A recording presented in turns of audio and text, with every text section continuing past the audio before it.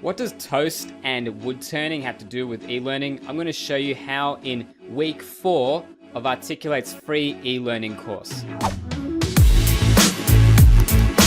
G'day, this is Paul from DemoCast Media, helping you supercharge your workflow with screen capture. In this week's lesson, I'm going to talk about the 7-step process you can follow in making great e-learning. Check out the article in the description notes so you can sign up for this free course developed by Articulate. And with anything that you want to design, and this goes for not only e-learning, but anything that you're trying to create, you have to follow a process. The process will help you get to the end point that you're after. And to give you 2 examples in everyday life, I bumped into someone who was telling me about his hobby of wood turning. Now, for me, I'm terrible with using my hands making anything, but he was telling me that he started off making egg cups, which are the most basic things to make. He started with the egg cup and then moved to bowls and then more complex things. And I looked at his photos and they look amazing. And he's just following a process. That's how he gets to making those great objects, which he will give at Christmas time as gifts. Another example, a TED talk, this guy's explaining how you make toast. That would seem much simpler than making an egg cup, but he was explaining that even the most basic of things can be much more detailed and can be mapped out using steps. And in all of his experiments and running these workshops, getting people to detail how to make toast, people were using post-it notes or pictures, diagrams, and all of those things were very useful in documenting how to make toast. So, with that said, if you can follow a process to make great e-learning, you're going to get great outcomes for your audience, whether that's making better sales, delivering a great customer experience, or just doing anything for that matter. I'm going to show you the 7-step process right now. Step 1, you want to talk to the client or the person that's wanting you to create this thing. This is part of your training needs analysis. You're trying to find out, why are you wanting this to be made in the first place? You want to find out who this piece of e-learning is for and what you want them to do. You're going to be conducting a task analysis. You're going to be breaking down what's involved. Or if you're creating a screencast demonstration, which is the thing that I do, you want to find out what it is at the end of the day that you want the viewers to actually do and achieve. That is step 1. Do not skip that. Step 2, gather your content together and organize that information.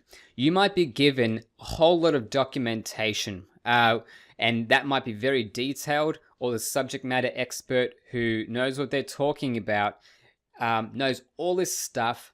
Your job is to collect that information that they give you, and you have to start deciding what is relevant and what is not.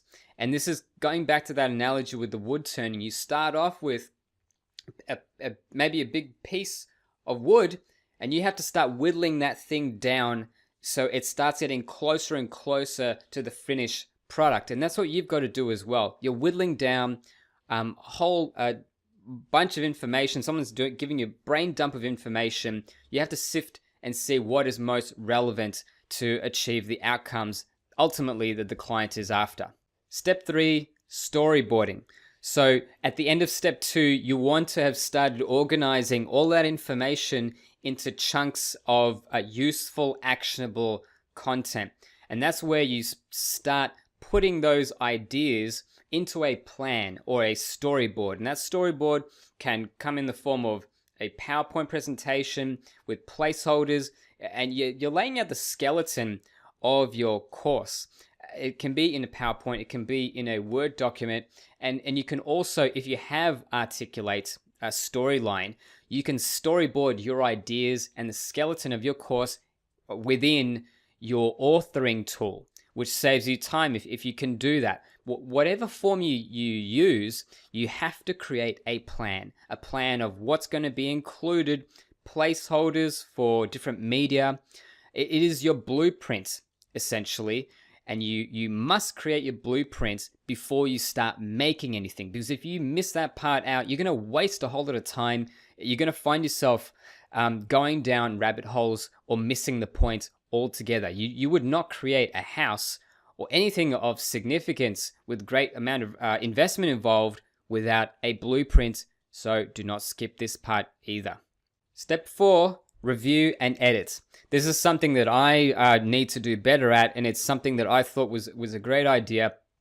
Before you, even if you have got your blueprint and you're excited to get up and running and making the course, you should get feedback about the plan or about the storyboard. And I think this is a great idea, because people who maybe understand the process, or maybe going back to the client or the subject matter expert and getting an idea of how effective your plan is. Does it hit the mark? Have you missed anything? Is anything critical that needs to be emphasized? That is the time where you get the feedback first, rather than having to go all the way down at the end when you've got your finished product and you've got to do some, maybe you have to do some substantial changes. It's better to know that at the blueprint phase. Step 5, develop the course. This is the fun part. This is where you start putting into practice what's in the dashboard to make the e-learning itself. So you're looking at your media, your content, the placement of buttons, your color palette, your fonts, all the nitty-gritty that comes into making the course. This is where you actually make the thing. Step 6, the quality assurance piece. This is where you get people to look at your first pass and test it out. You want them to find things that are wrong here. Spelling mistakes can be very distracting, so make sure that they look for everything that could possibly be missing in this course. And not just the way it looks, but does it hit the mark? Does it achieve the thing that we were planning for, or does it hit the objectives that we would have identified in step 1? Run it through people who are your potential audience.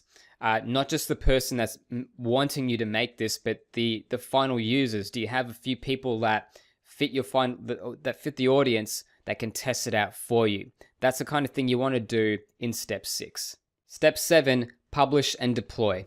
And this is where you finally upload your content onto a website or onto a learning management system. And that's it. You've done everything you needed to. Just make sure that if it's on an LMS, you're using the correct standard. But that's it. Those are the 7 steps you need to follow to make great e-learning. So my question for you is, what process do you follow in making e-learning? Leave your comments, resources, links in the section below. I would love to hear from you. Remember, I'm here to rid the workplace of stress and confusion, one screen capture at a time. If you want to create better training and better videos, make sure to hit the subscribe button to get more information and tutorials just like this. Thank you so much for watching, and see you next time.